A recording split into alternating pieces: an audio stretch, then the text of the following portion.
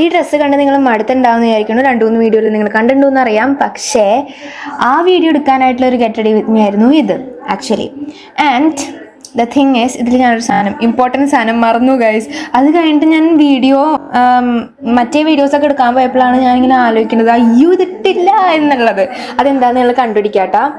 Okay, അപ്പോൾ first sunscreen ഇട്ടു. Sunscreen മാത്രമേ ഇട്ടുള്ളൂ. മോയ്സ്ചറൈസർ ഞാൻ ആ ടൈമിൽ തപ്പിയിട്ട് കണ്ടില്ല, അപ്പോൾ ഞാൻ അതിട്ടില്ല. ഓക്കെ, അപ്പോൾ സൺസ്ക്രീൻ മാത്രം ഇട്ടു. ദെൻ പിന്നെ ഐബ്രോ ഫിൽ ചെയ്തിട്ട് ഐ ഷാഡോ ഇട്ട് കൊടുത്തു. ഐ ഷാഡോ ഒന്നും കാണുന്നേ ഇല്ല വീഡിയോയിൽ, പക്ഷേ ആക്ച്വലി റിയൽ ആയിട്ട് കാണാൻ പറ്റുന്നുണ്ട്. വീഡിയോയിൽ മാത്രമേ ചെറുതായിട്ടൊരു പ്രശ്നം വരുന്നുള്ളൂ.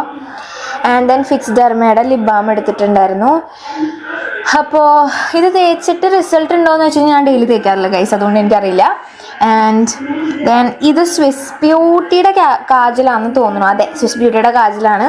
അത് ആക്ച്വലി നല്ല പിഗ്മെൻറ്റഡ് ആണ്. പക്ഷേ പ്രശ്നം എന്ന് വെച്ചിട്ടുണ്ടെങ്കിൽ ഇതിനിപ്പോൾ ഷാർപ്പ്നർ വന്നില്ല. അപ്പം ഷാർപ്പ്നർ ഷാർപ്പ് ചെയ്യാൻ കുറച്ച് ബുദ്ധിമുട്ടാണ്. ഞാൻ ഐലൈനർ എഴുതി വന്നപ്പോൾ കണ്ണിൻ്റെ ഉള്ളിൽ കുറച്ച് പോയി.